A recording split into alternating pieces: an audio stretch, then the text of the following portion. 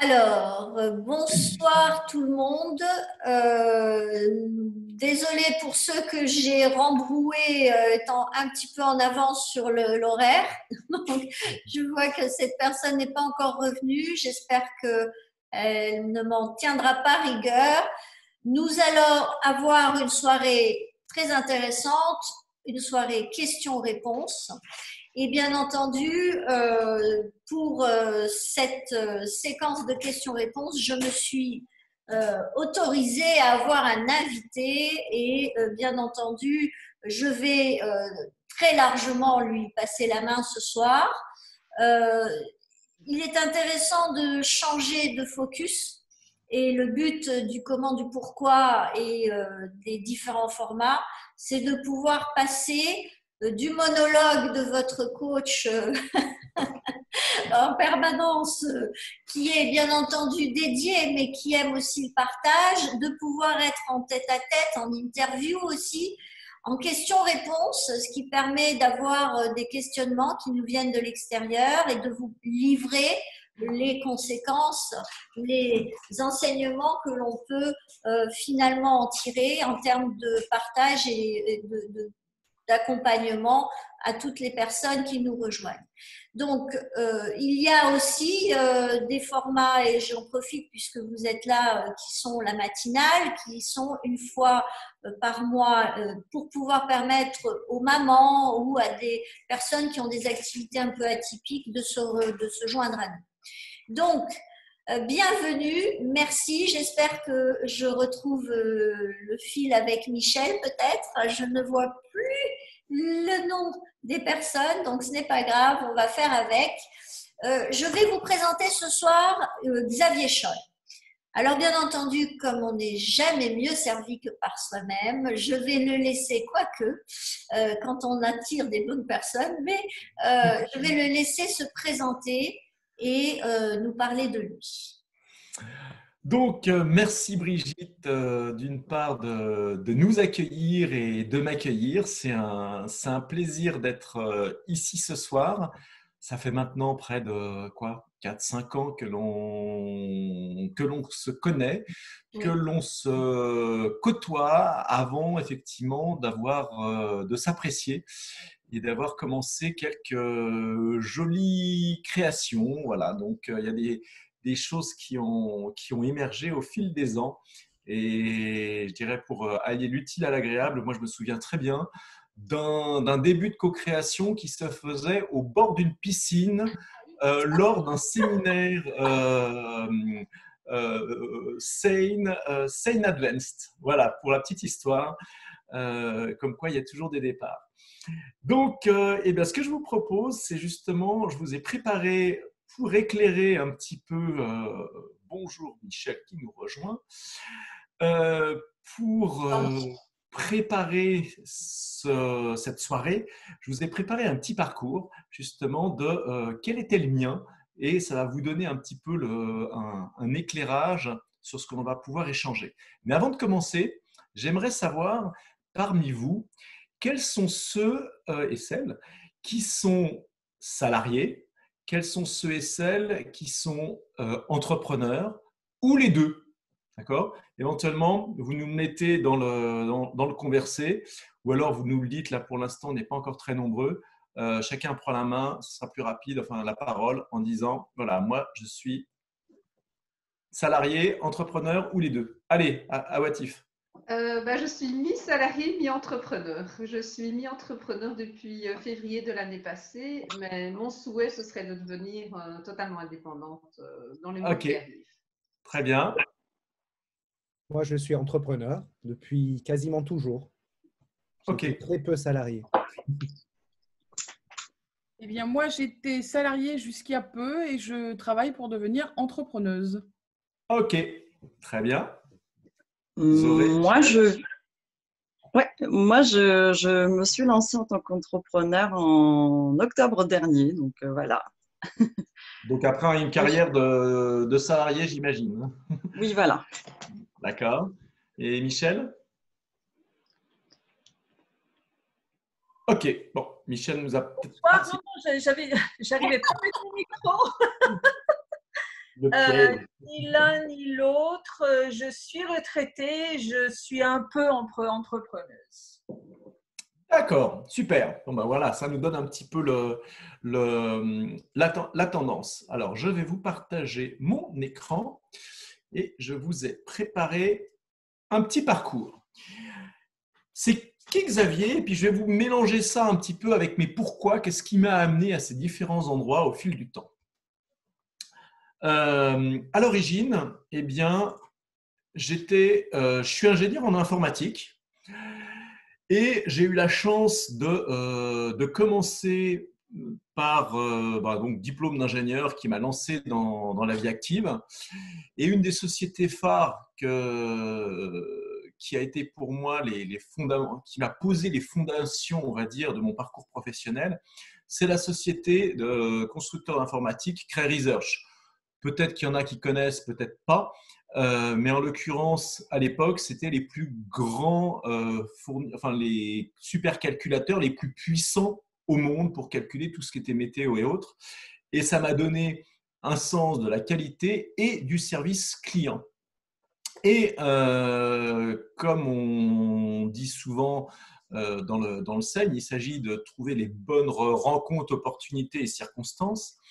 Et il se trouve que j'ai rencontré ma future épouse 2 étages au-dessus de chez moi, à l'époque quand j'habitais à Paris, et que cette même société crée avec des difficultés et a fait un plan de licenciement volontaire, dans lequel eh bien, j'ai choisi de me mettre, tout simplement, en étant parfaitement aligné avec ça. Je dirais, j'ai vraiment téléchargé l'information en l'espace de 30 secondes après m'être centré, pour rejoindre mon épouse et effectivement commencer à changer de vie. Et j'avais un véritable pourquoi qui était de quitter Paris. J'avais envie de vivre autre chose et puis surtout de rejoindre mon épouse. Donc voilà, ça a été un premier moteur de changement de carrière. Ce qui me fait arriver à Genève, donc dans un autre cadre, et effectivement le côté nature, pour moi, c'était quelque chose d'important. Je ne me voyais pas vivre en région parisienne durant toute ma vie et y faire carrière. Et d'autant plus que j'avais un autre pourquoi. Le premier jour, le soir où je suis rentré de ma première journée, on va dire, de salarié, qui était en 90, eh bien, je me suis dit, mais attends, vu ce que tu gagnes, comment est-ce que tu vas faire un jour pour t'acheter un appart pour construire ta vie? Donc, deuxième pourquoi qui avait émergé, qui était de dire, Xavier, à l'époque, je visais en francs 500 000 francs de revenus par an, ce qui ferait aujourd'hui un peu moins de 100 000 euros, mais on ne peut pas nécessairement comparer. Toujours est-il que j'avais envoyé ça dans l'univers en termes de pourquoi, et je me retrouve en Suisse. Bien évidemment, du coup, le niveau de vie, en arrivant en Suisse, j'ai à peu près doublé mon niveau de revenu, enfin, pas immédiatement, mais pas loin. Ce qui veut dire que j'avais déjà une première partie du jeu qui était remplie simplement en arrivant en Suisse en termes de revenus et en termes aussi, bien évidemment, de situation personnelle, de création de couple, d'environnement. Voilà. Je me retrouve pendant à peu près 7 ans dans différentes sociétés. Alors, dans le monde du pétrole, dans l'informatique et dans la banque aussi. Puisque Genève, il y a quand même pas mal de banques, à travailler donc dans l'IT, dans tout ce qui est milieu corporate.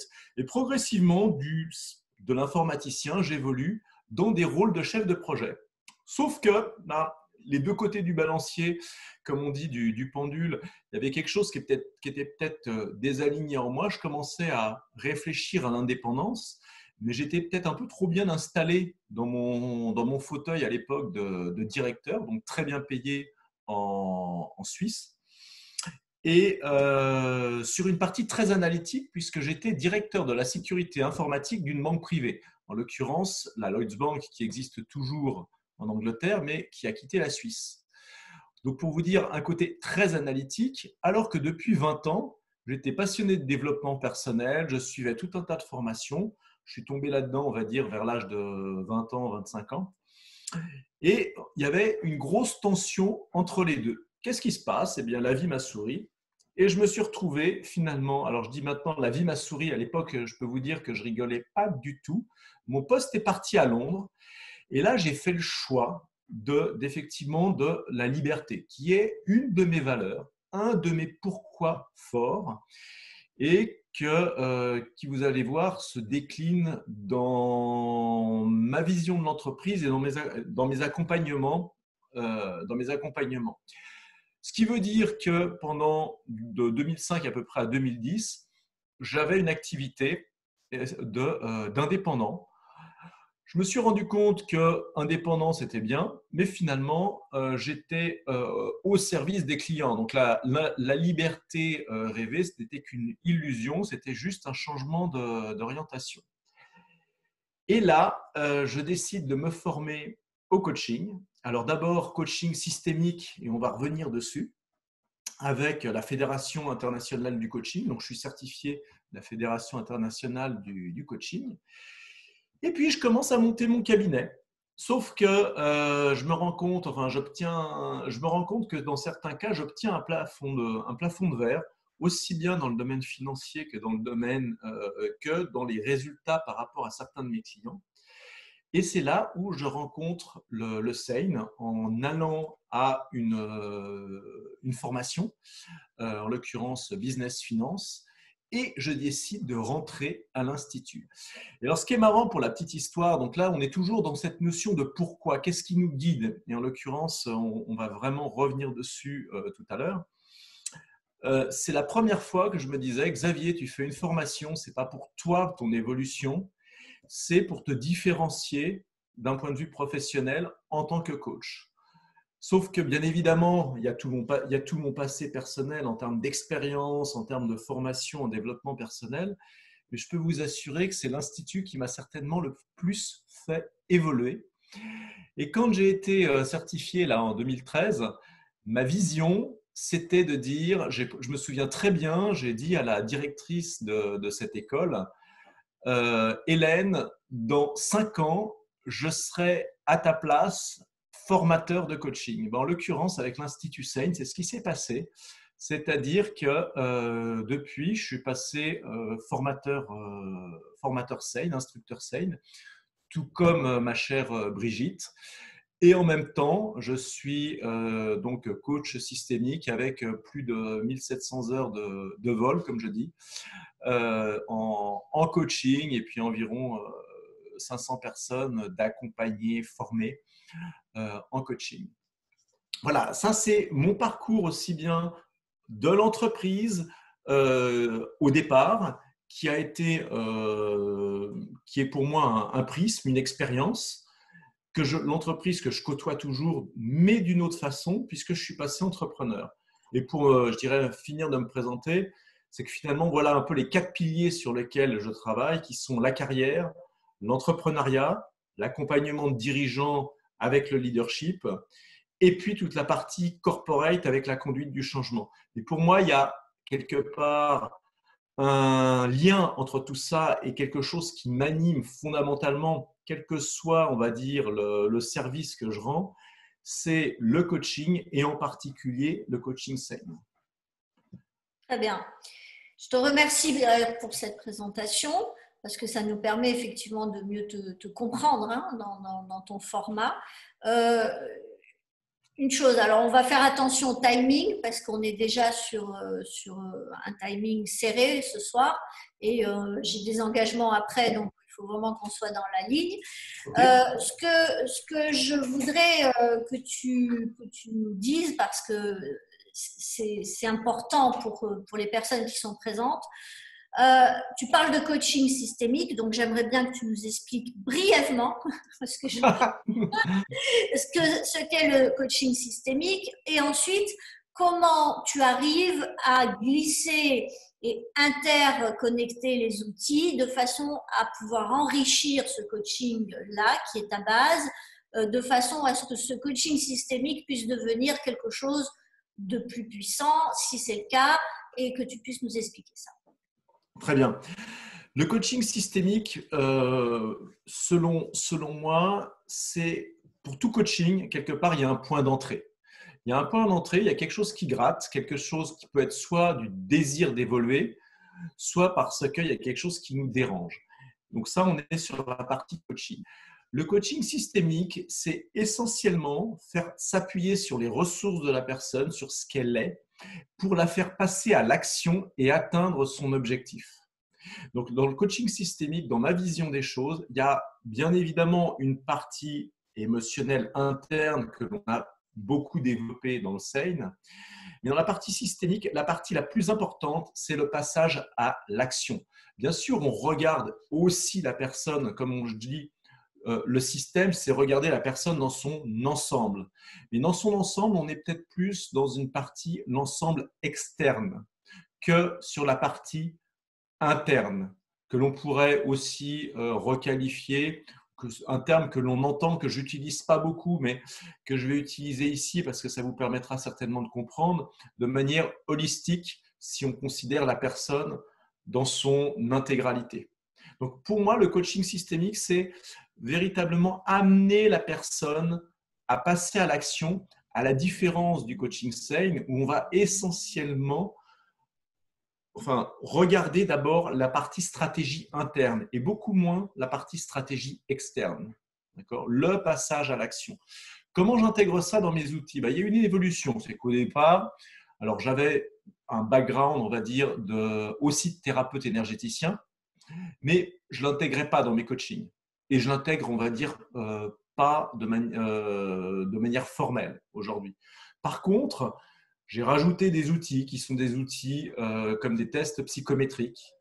Et après être passé, au départ, j'étais essentiellement systémique. Ensuite, après m'être formé au SEIN, je suis allé quasiment à faire presque que du SEIN.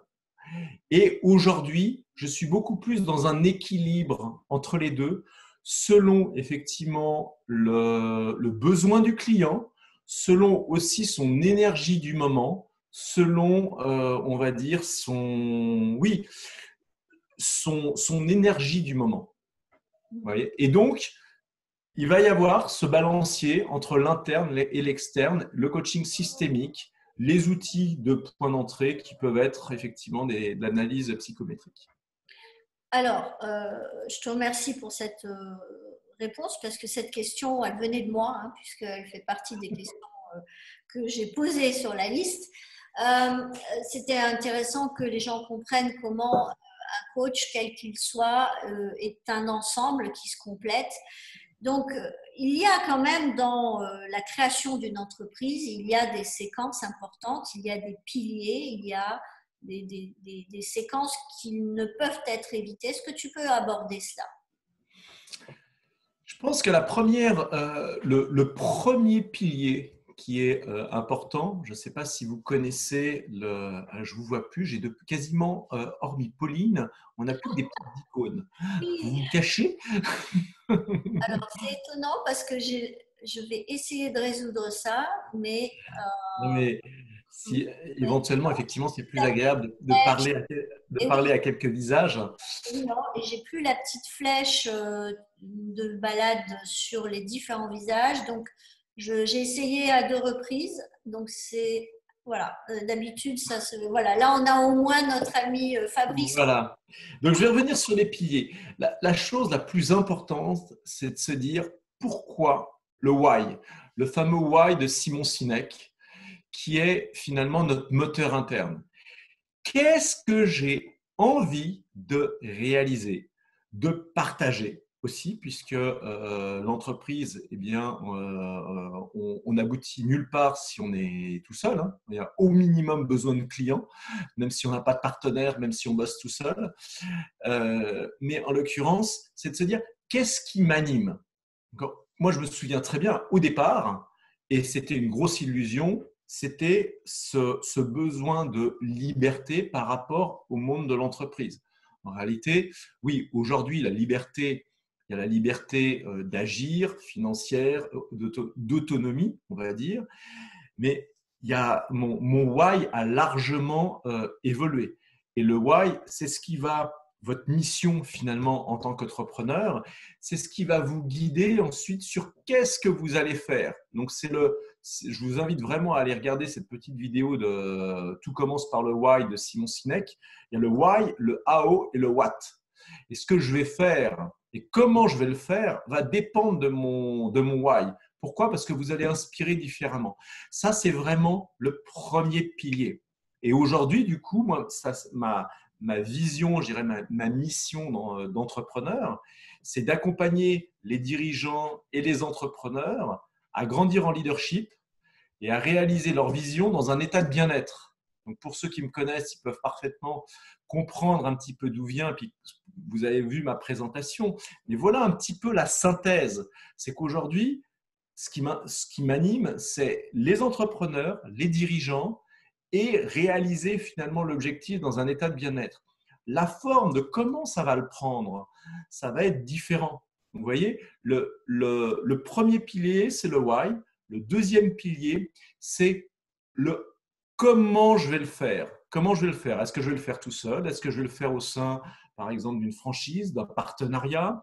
Est-ce que je vais faire, par exemple, de la délégation, c'est-à-dire de travailler pour une autre société? Ça pourrait être, par exemple, pour un cabinet de coaching. Et puis, qu'est-ce que je vais délivrer? D'accord? De l'accompagnement, de la transition de carrière, aider des dirigeants, du leadership, etc. Ça, c'est véritablement le fondamental.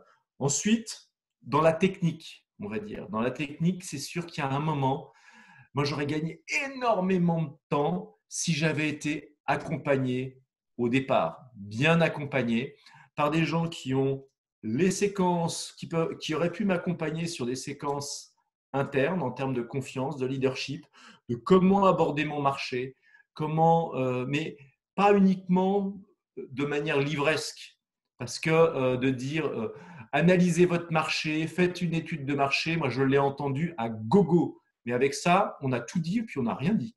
D'accord? Parce qu'on ne m'a jamais appris comment faire une étude de marché. Je suis en train de le comprendre et puis ça peut être de manière très très simple.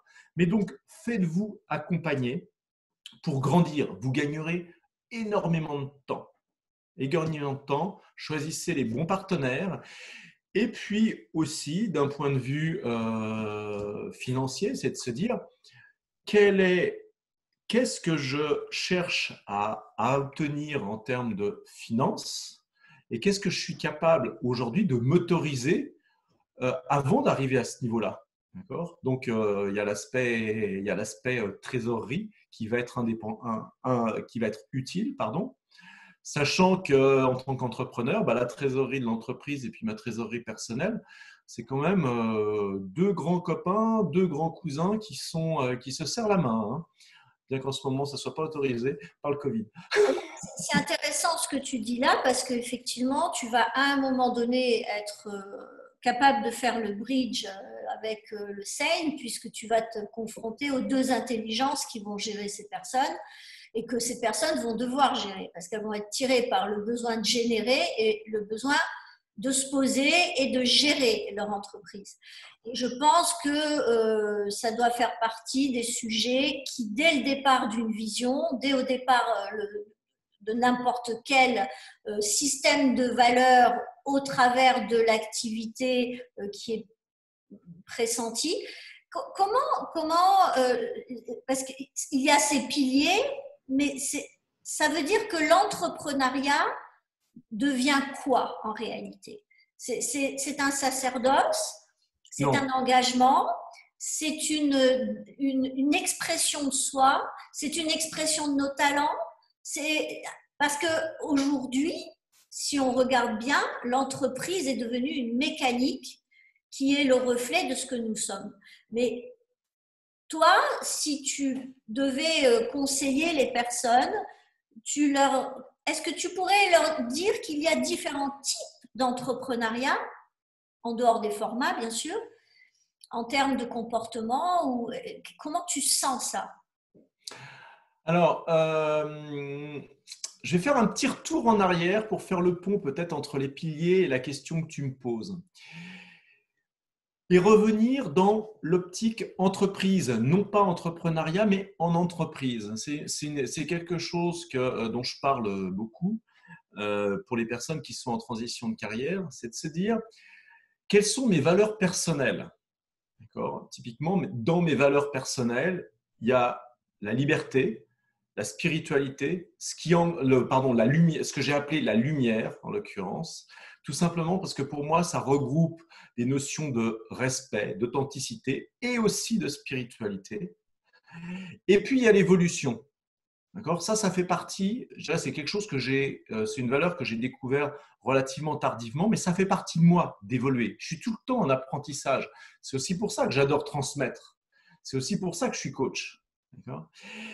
Et donc, quelqu'un qui est en recherche d'emploi, typiquement, ou qui n'est pas bien dans son job, c'est exactement la même chose. Je lui dis, regarde, quelles sont tes valeurs personnelles? Quelles sont les valeurs de l'entreprise que tu vises ou dans laquelle tu es? Est-ce qu'elles sont alignées? Typiquement, si tu as une valeur d'écologie, de protection de l'environnement, tu ne vas pas aller travailler chez Bayer, chez Monsanto. Si tu es un pacifiste né, tu ne vas pas aller travailler dans une usine d'armement. Je prends des caricatures, mais c'est pour vous dire qu'il y a un moment entre ce que je fais, ce que je propose en tant qu'entrepreneur ou l'entreprise dans laquelle je vais, je dois être aligné. Et ça, c'est une clé de ce que j'appelle l'employabilité durable. Pourquoi ? Parce que sinon, le système va vous éjecter. Ou vous allez vous éjecter inconsciemment du système. Pourquoi ? Parce que vous n'allez pas être aligné. Donc, en tant qu'entrepreneur, pour revenir effectivement, je dirais à notre public, c'est pour ça que j'ai posé la question au départ, est-ce que vous êtes plus salarié qu'entrepreneur pour pouvoir orienter mes illustrations ? Eh bien, ça va être très important de se dire qu'est-ce que j'ai envie d'offrir à mes clients ? Qu'est-ce que j'ai envie de partager qui fait partie de mes tripes ? Parce que plus vous serez aligné avec vos tripes, plus ça sera facile de communiquer avec vos clients. Ce que l'on parle dans le langage commun de votre avatar. L'avatar qui est finalement, c'est qui votre client type ? C'est quoi ses besoins ? C'est quoi son langage ? Comment il pense, comment il vit. Donc, pour revenir à ta question, ça je voulais faire le pont, pour revenir à ta question des différents types d'entrepreneurs, hein, c'est un petit peu ça ? En fait, oui, l'entrepreneuriat, parce que l'entrepreneuriat, c'est la partie externe de ton identité dans une mission donnée, dans ta valeur produire, co-créer, participer au monde. Et l'entrepreneuriat, il va forcément exprimer des parties de ta personnalité, de ton identité, avec ce bras de levier qu'est l'entreprise. Mais c'est quoi pour toi, dans la vie d'un être humain, devenir entrepreneur? C'est quoi les conséquences, les implications? Alors, en un mot, c'est de devenir responsable. Merci. C'est-à-dire que quand tu es salarié, alors que ce soit dans une entreprise publique, j'ai envie de dire même, c'est encore plus vrai à partir du moment où tu es fonctionnaire, mais tu es sous l'autorité de. Symboliquement, tu es, si on fait du décodage, tu es sous l'autorité de papa-maman. D'accord ? À partir du moment où tu grandis, tu coupes le cordon, tu deviens autonome, tu prends tes responsabilités avec tout ce que ça représente, aussi bien comme risque, comme opportunité, comme satisfaction et comme coup de pied aux fesses quand tu fais des mauvais choix. Mais en un mot, c'est véritablement ça, c'est prendre ses responsabilités et avancer dans la vie. Ok. Alors, oui, pardon. Et aussi, pour moi, je vois deux grands types d'entrepreneuriat. Puisque tu posais la question, je vous invite, si vous connaissez pas le livre, c'est revenir, je crois que c'est Père riche, Père pauvre de Kiyosaki, qui en l'occurrence définit quatre types de professions, on va dire. Il y a le premier type, deux grands types, mais avec deux variantes. Premier type, c'est celui qui échange son temps contre de l'argent, typiquement le salarié. Ensuite, il y a l'entrepreneur, le freelance, le solo entrepreneur, qui finalement va continuer d'échanger son temps contre de l'argent, mais en ayant cette liberté d'action personnelle, de décision personnelle. Donc, il est déjà rentré dans cette responsabilité. Et puis ensuite, l'étape d'après, qui est le chef d'entreprise. Le chef d'entreprise, il va arrêter d'échanger son temps contre de l'argent, mais effectivement, il va employer des personnes qui vont travailler pour lui, qui vont contribuer. C'est-à-dire qu'il va être à la tête d'un système, mais c'est là où on peut rejoindre effectivement la notion de systémique, d'un système, d'un environnement, d'un écosystème. On va le dire, je vais le prendre au sens noble du terme, avec des personnes qui vont contribuer. Parce qu'il y a des entreprises qui ont cette conscience collective. Je ne dis pas que ce soit le cas général, mais on a ces entreprises-là qui ont cette conscience collective. Petite question, est-ce que l'artisan, pour toi, qui est à la fois chef d'entreprise et coopérateur avec ses ouvriers, est-ce que tu le rentres dans quel modèle? Moi, je le mettrais, l'artisan solo, je suis plombier, je travaille en solo, j'échange purement mon temps contre de l'argent. À partir du moment où je bascule à avoir des salariés, à peut-être être dans la revente de produits. Je ne te parle pas simplement de revente anecdotique où je vais acheter une pompe à chaleur et je vais la monter. Donc en réalité, c'est juste comme vecteur de mon travail. Par contre, si j'ai une activité substantielle de revente de matériel, de revente de services pour d'autres personnes, à ce moment-là, je vais commencer à devenir chef d'entreprise. Il y a un glissement. Le chef d'entreprise, c'est aussi un manager d'hommes. Absolument. Avec un grand H, d'hommes et de femmes. Donc, savoir inspirer. On rentre dans une autre dimension quand on est et de dimension de complexité et de difficulté. Ce qui permet aussi aux personnes qui prennent cette voie et qui s'expriment dans cette posture, d'être effectivement en train d'exprimer la capacité de fédérer, d'avoir du leadership et de convaincre aussi sur la base d'une vision d'entreprise, d'aller coaguler toutes les visions du personnel et de savoir bien recruter, etc. Donc, l'entreprise, c'est un terrain de jeu énorme, si on est clair.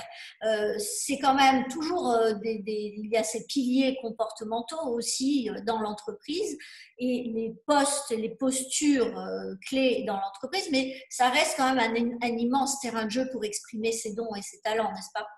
Exactement. Disons que le tout, c'est de choisir son terrain de jeu. Il y a malheureusement, je dirais, tout le monde n'a pas la chance de pouvoir choisir son terrain de jeu. Mais comme dit un ami, il n'y a pas grand-chose en réalité auquel on peut échapper. Sur lequel, mon cerveau est déjà allé trop loin sur la deuxième partie de ce que je veux vous exprimer. En réalité, on est quasiment libre de tout. Demain, je suis libre de partir vivre à l'autre bout du monde, de laisser ma maison en plan. Il y aura une conséquence qui sera une conséquence financière, qui sera une conséquence humaine par rapport à ma famille. Mais on est libre de tout, sauf quasiment les impôts, c'est un peu plus difficile, quoique il y en a qui arrivent à y échapper, et la mort. Mais sinon, à partir du moment où on assume nos responsabilités, on est libre de tout. Donc, oui, l'entreprise est un terrain de jeu. Tout le monde ne part pas avec, on va dire, le même bagage, d'accord ? Parce que là, ça relève de l'épigénétique, ça relève de l'éducation, ça relève de qu'est-ce que j'ai fait de mes expériences précédentes, mais je ne vais pas rentrer dans ce terrain-là. Par contre, je suis entièrement d'accord avec toi. L'entreprise, que ce soit l'entreprise dans laquelle je rentre en tant que salarié ou que je crée, est un immense terrain de jeu. Qu'est-ce que j'ai envie d'y vivre? Qu'est-ce que j'ai envie de créer? Est-ce que je viens là juste pour avoir un salaire? Et c'est OK. Parce qu'en l'occurrence, moi, de 8h à 18h, je fais mon petit boulot. Et puis à 18h, j'ai une deuxième vie qui va m'emmener à faire de la montagne, de la famille, de la peinture, et c'est OK.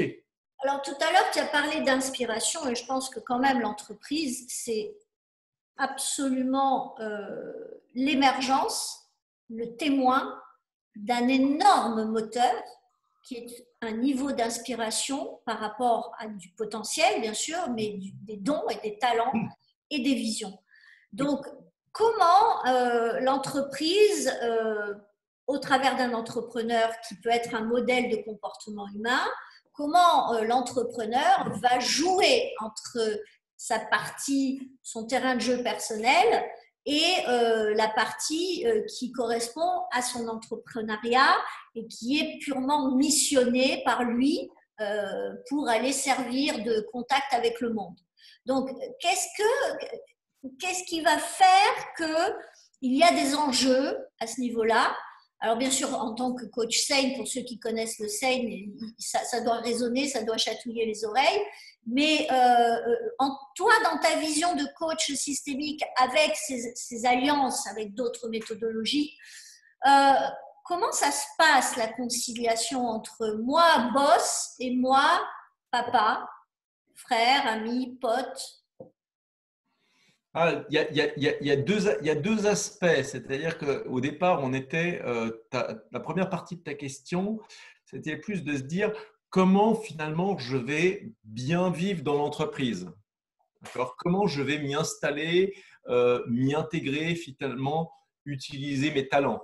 Et puis après, il y a la partie, le lien avec la vie personnelle.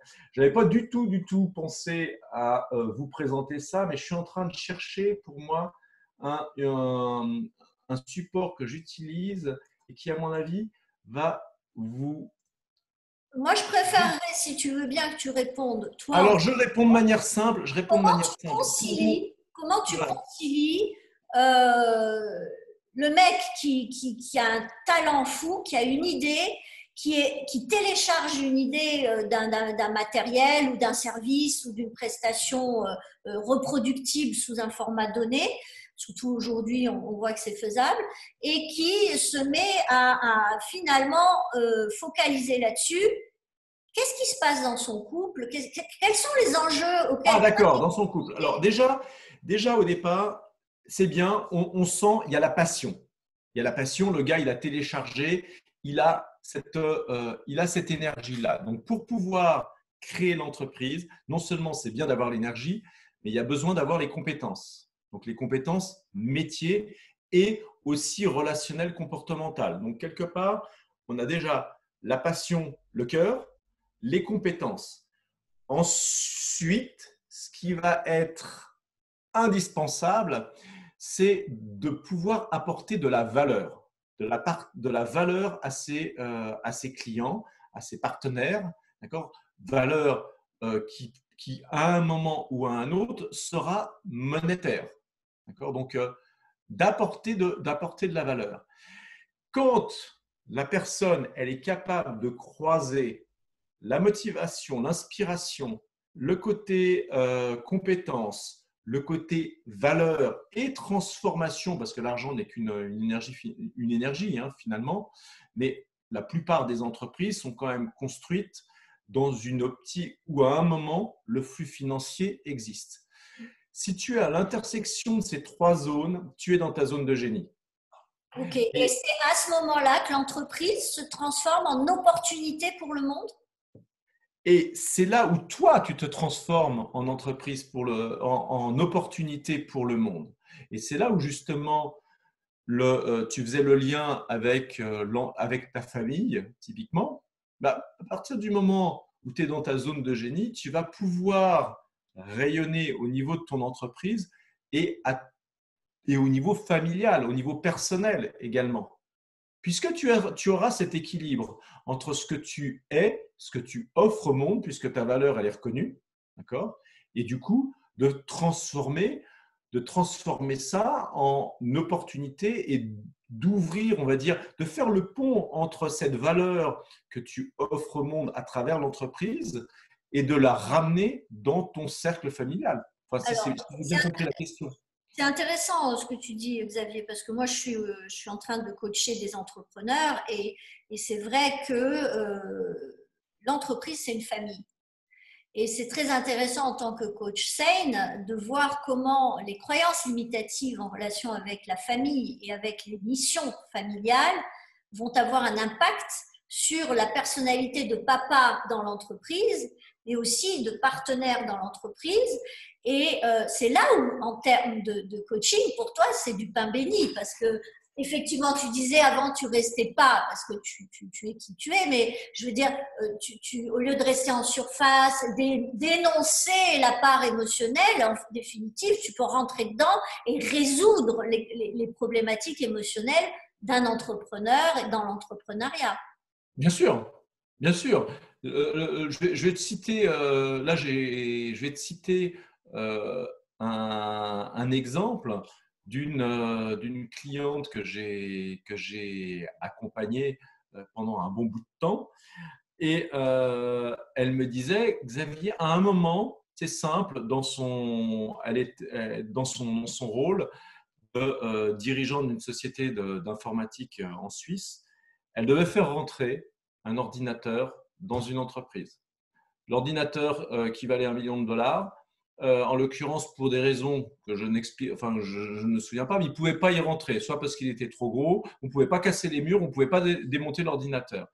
Et ben, elle a été dans ce focus de dire c'est déjà fait, c'est déjà fait, c'est déjà fait.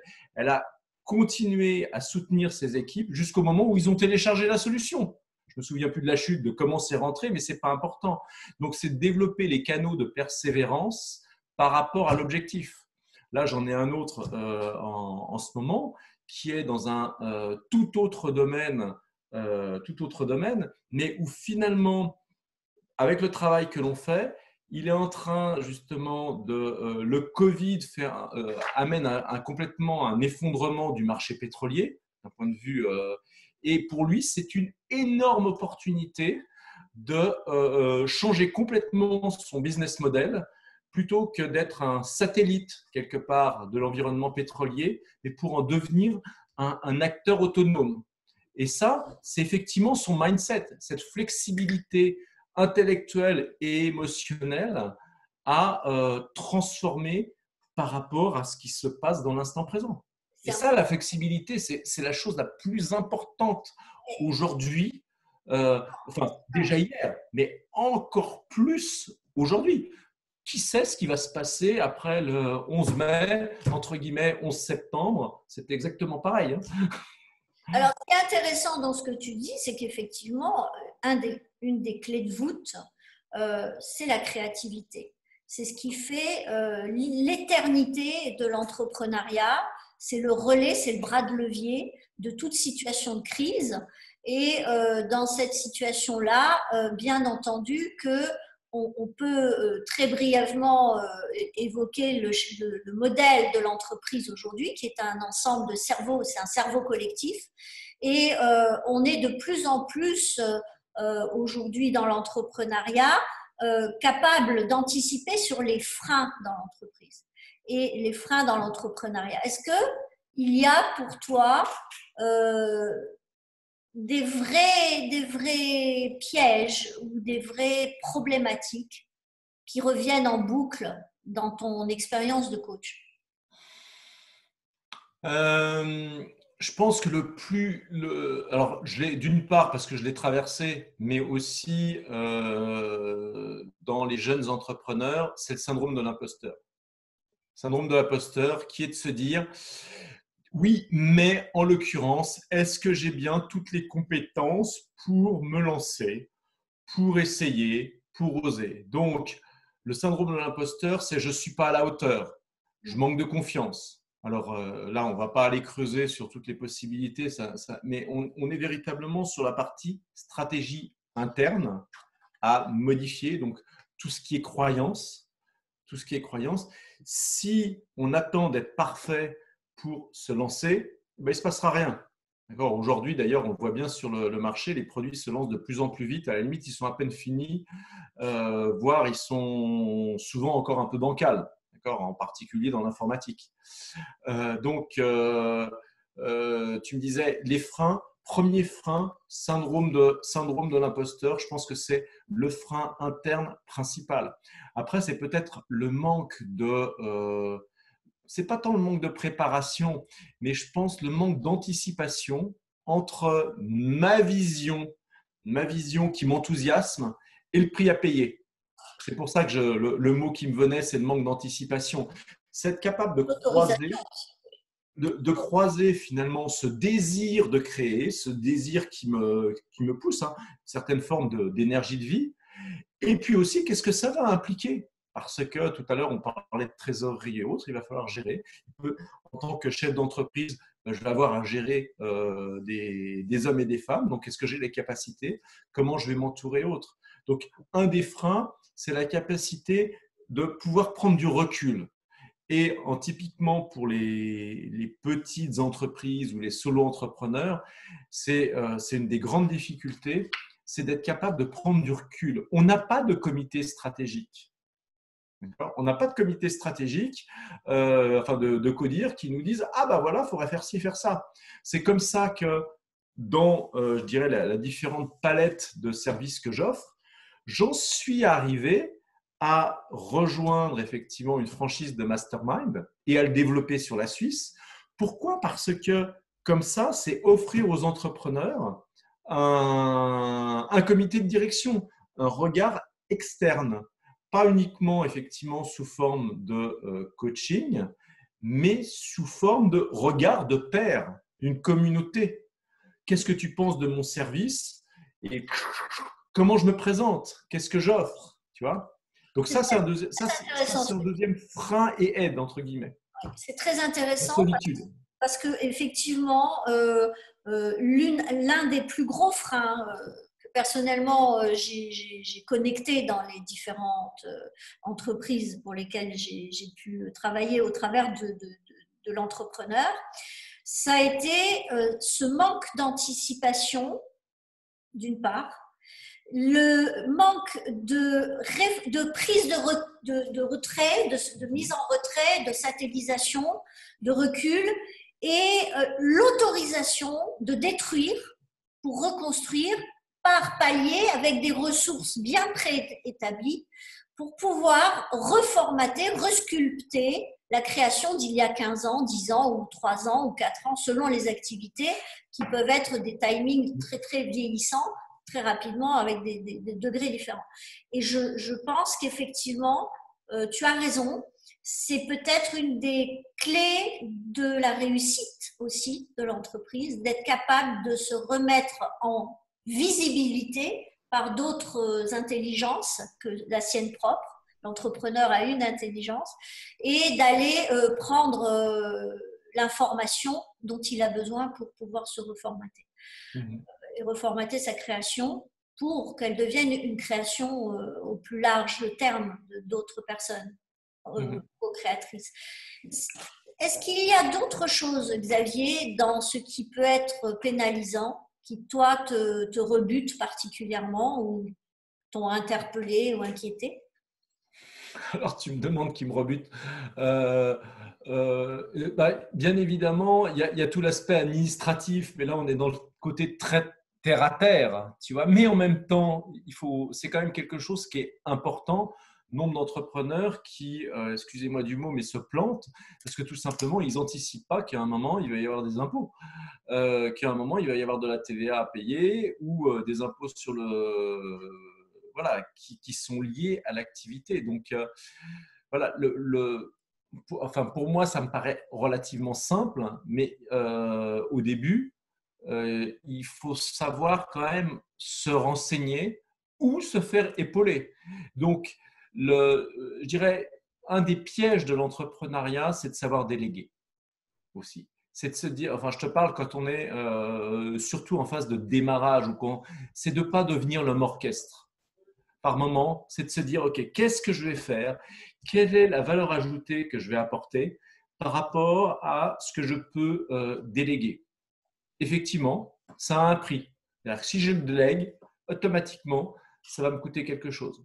Donc, on est toujours sur cette gestion de ressources. Un chef d'entreprise, c'est aussi un gestionnaire de ressources. Et gestionnaire de ressources, que ce soit humaines, mais financières, mais ressources qui est mon énergie personnelle. Ça, c'est aussi super important. C'est d'être conscient de ça. Alors, je ne sais pas si ça a coupé là Non, c'est bon, tu es là. Oui, il y a une chose, moi, qui m'importe dans ce que j'entends, c'est qu'en définitive, on sait en tant que coach SANE que l'importance, c'est bien entendu de respecter certaines étapes, de respecter aussi une certaine intelligence émotionnelle en relation avec ce chemin en tant qu'entrepreneur, et surtout de ne pas faire l'erreur, de ne pas commettre l'erreur d'extraire cette mission ou ce chemin, ce terrain de jeu de l'ensemble. Et c'est dans l'appréhension de sa propre gestion de son propre ensemble, c'est-à-dire ma famille, mes amis, mes finances, mon chemin spirituel, etc., de pouvoir, sachant que la spiritualité, c'est justement le maintien de l'équilibre de l'ensemble aussi, c'est de pouvoir finalement intégrer ce concept. On est dedans, dehors, c'est-à-dire que le dedans et le dehors de l'entreprise doivent se ressembler. C'est très difficile ça à obtenir parce qu'on voit que les plus grands chefs d'entreprise sont les plus, on va dire, productifs et dans le succès, successful, sont des gens qui très souvent ont un rythme de vie, un mode de vie, une hygiène de vie très stricte, très gérée. Ils sont très structurés. Et ils ont leur folie et leur rigueur. Et en fait, ils expriment exactement ce qu'est aussi une entreprise, créativité, création et tout ce que tu as exprimé à l'instant. Est-ce que ça t'évoque autre chose ou est-ce qu'on… Oui, en t'écoutant, ça m'évoque, si je devais mettre une image, parce que c'est le mot c'est l'image qui m'a vraiment interpellé maintenant. Un chef d'entreprise, c'est un jongleur. C'est-à-dire qu'il il va jongler entre différentes activités dans le concret, mais aussi un jongleur, c'est d'une certaine manière un artiste, enfin c'est pas une certaine manière, c'est un artiste et il a aussi cet aspect créatif. Et il doit aussi, il y a un aspect, tout à l'heure, du coup, j'ai une de tes questions qui me revient en arrière-plan. Un chef d'entreprise, il doit aussi apprendre à se mettre en lumière. C'est le chef d'entreprise, eh bien, c'est le phare de la boutique. Donc, et on en revient sur se mettre en lumière. Il y a le quoi, le comment, mais il y a aussi en interne, qu'est-ce que je viens mettre en lumière, de quoi j'ai besoin de mettre en lumière. Et c'est ce que tu disais, on a toujours ce pendant. Le chef d'entreprise, c'est le lien entre le moi interne et puis qu'est-ce que je vais créer dans l'entreprise. Le chef d'entreprise, si tu préfères, on pourrait aussi le voir si tu mettais un sablier, un sablier de manière verticale, c'est peut-être le point qui est au milieu du sable. C'est celui qui fait circuler l'information, qui fait, on peut le lire de différentes manières. Mais en l'occurrence, j'ai cette image de jongleur qui m'est venue à l'esprit. Je ne sais pas dans quelle mesure ça te parle. Ça me parle tout à fait, puisque on s'approche de la conclusion et c'est vrai que je te laisserai le dernier mot. Le mot de la fin, une chose que je voudrais dire quand même, c'est que ce qui fait notre qualité, que ce soit dans nos créations, que ce soit dans nos partenariats, que ce soit dans nos assemblages communautaires, que ce soit dans notre capacité à gérer notre santé, nos cellules, que ce soit dans notre capacité à voir l'ensemble de notre vision, le sens de notre passé jusqu'à notre futur, c'est notre flexibilité et notre capacité à accepter le changement, l'embrasser, l'aimer et finalement se mettre à être excité à l'idée de recommencer le changement et la transformation. On est voué à vivre, à croître et il n'y a pas de croissance sans évolution, transformation c'est-à-dire acceptation de vie et de mort, c'est-à-dire d'aller se battre pour la vie qui est devant nous et d'accepter de laisser partir dans l'amour ce qui est derrière nous. Et l'entreprise est en permanence en face de ça, en permanence face à cette responsabilité de maintenir le fuel, la vitalité de façon différente, mais c'est peut-être le rôle du coach systémique, sane et de l'homme avec cette vision holistique, c'est peut-être aussi son rôle majeur que de rappeler aux personnes que leur entreprise, c'est leur famille, leur entreprise, c'est leur communauté, leur entreprise, c'est le reflet de ce qu'ils ont comme potentiel dans tous ces domaines-là et de finalement les amener à vivre une expérience différente. Qu'est-ce que toi, ça t'inspire pour pouvoir clôturer, parce qu'on va devoir se quitter. Qu'est-ce que ça t'inspire ? Le côté expérience différente, on est sur cette notion de transformation finalement. Comment, si je crée mon entreprise ou si je la fais vivre sur la durée, comme Fabrice le disait, j'ai toujours été quasiment entrepreneur. C'est que il y a eu des phases de croissance. C'est un petit peu comme un enfant. Il y a un moment, tu as le bébé, tu as l'enfant qui a appris à marcher, qui est tombé 10 000 fois avant de se relever. L'entrepreneur n'aura peut-être pas la chance de faire 10 000 fois, mais à un moment, il va grandir et il va devenir, entre guillemets, adulte. Donc, l'entreprise, c'est une phase de transformation. Et pour conclure, c'est certainement de revenir sur ce why. Qu'est-ce qui m'anime ? C'est quoi mon télos ? Qu'est-ce qui m'anime aujourd'hui, sachant que demain, ça sera probablement pas la même chose dans 3 ans, 4 ans, 5 ans. Donc, on est sur cette thématique d'évolution de qu'est-ce que j'ai envie d'apporter à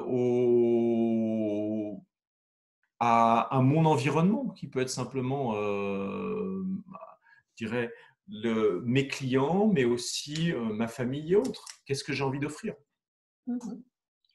Très bien. Et peut-être effectivement mon mot de la fin par rapport à ça, c'est de vous dire, puis vous pouvez éventuellement le mettre en commentaire dans la fenêtre de Converser, c'est de se dire qu'est-ce que vous avez retenu de tout ça ? Donc de notre échange, qu'est-ce qui vous a touché ? Et puis aussi, qu'est-ce que ça vous donne envie de faire ? Là, on est typiquement effectivement dans la posture de coach, c'est de se dire qu'est-ce que ça vient toucher ? Qu'est-ce que j'ai envie d'en faire demain ? Alors, nous avons quelqu'un qui nous dit finalement, j'ai aussi toujours été entrepreneur, gérer sa famille, ses enfants, etc. C'est de l'entrepreneuriat. Absolument. Absolument. Tout à fait. Alors, qui d'autre ?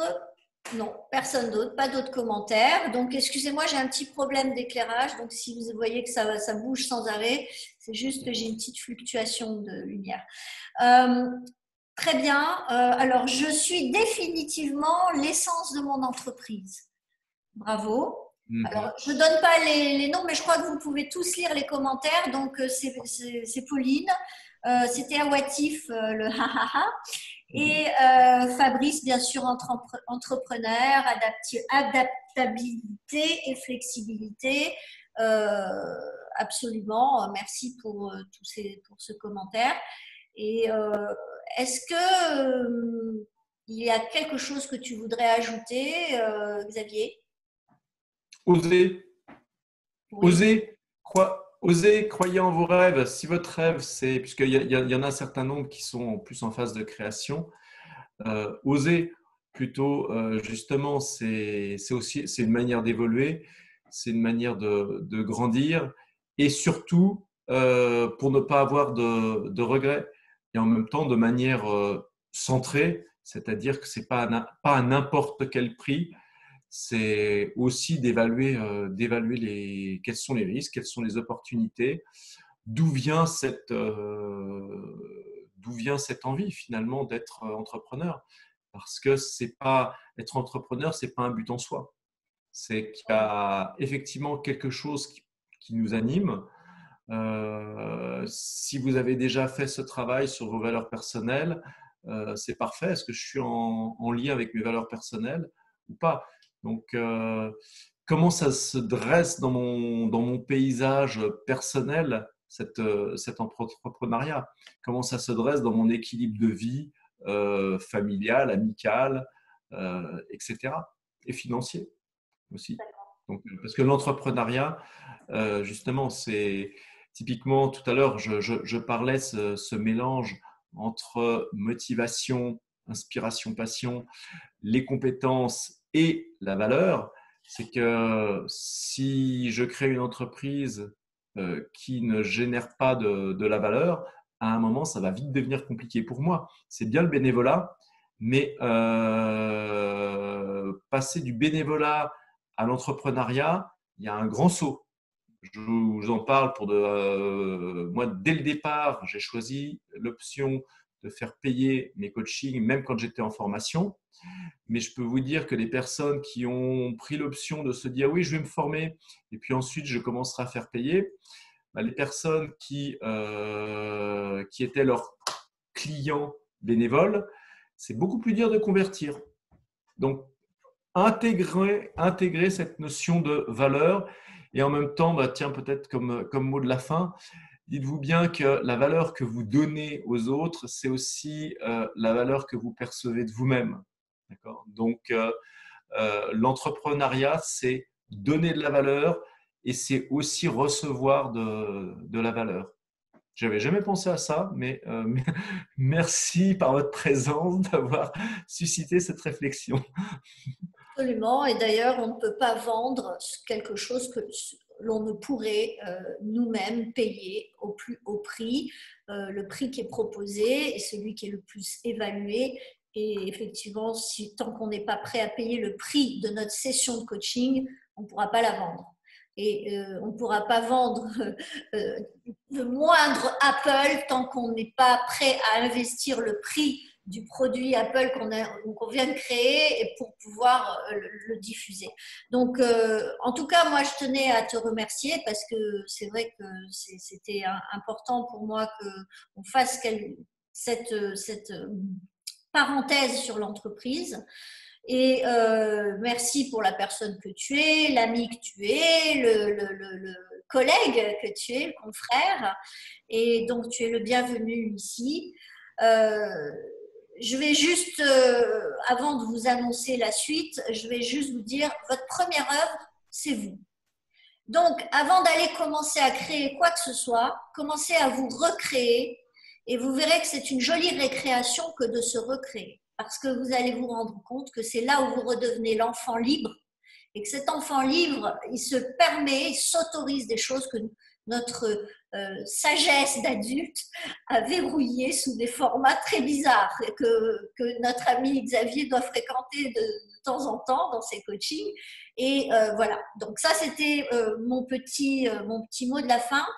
Donc, remercie encore à Xavier. On t'invite ici quand tu veux. Tout le monde a ton email, donc tout le monde peut te contacter si besoin est. Et je vous encourage à le faire. Maintenant, sachez une chose, c'est que la semaine prochaine, je compte sur vous. Je veux que tout le monde soit là. Tout le monde. Parce qu'on va vous parler de quelque chose de magique. Quelque chose d'essentiel, de vital, de ce qui se fait de mieux aujourd'hui au monde pour vous, votre frimousse à vous. Mais en vous occupant de vous, vous allez vous occuper des autres. Et vous êtes intéressé en tant que personne unique, en tant que chef de famille, en tant qu'entrepreneur et surtout en tant que thérapeute.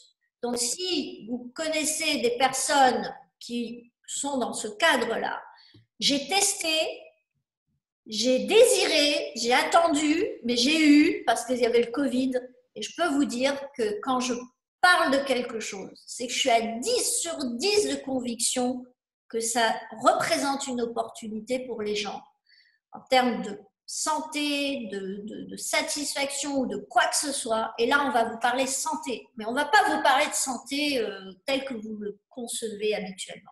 Donc, je vous donne rendez-vous mercredi prochain avec 2 sacrés spécimens qui cachent bien leur jeu. Donc, Fabrice Zavaretto, je veux absolument t'appeler comme ça, Zavatero, et Audrey. Alors là, attention, Taluo. Voilà, j'ai pas fait de faute. Et ce sont 2 futurs collègues, Seine. Ce sont des confrères et ce sont des personnes précieuses par rapport à ce que nous allons découvrir avec eux. Et j'essaierai d'être à la hauteur de cette tâche. Venez, parlez-en dans le groupe, poussez les autres à venir, parce que pour avoir une date avec eux, ça a été costaud. On en aura une autre pour la 2e étape de la conférence. Mais là, on va se régaler parce qu'on va aborder vraiment la magie de la vie. Je vous remercie. Je vous souhaite une très, très belle soirée. Merci Xavier. Merci à tous. Vous êtes les bienvenus ici. On essaie de varier au plus possible, au mieux pour que vous soyez nourris et que vous vous sentiez chez vous. Donc voilà, je vous remercie. Ça me touche vraiment de vous voir venir vous brancher le mercredi soir. À très, très vite. Xavier?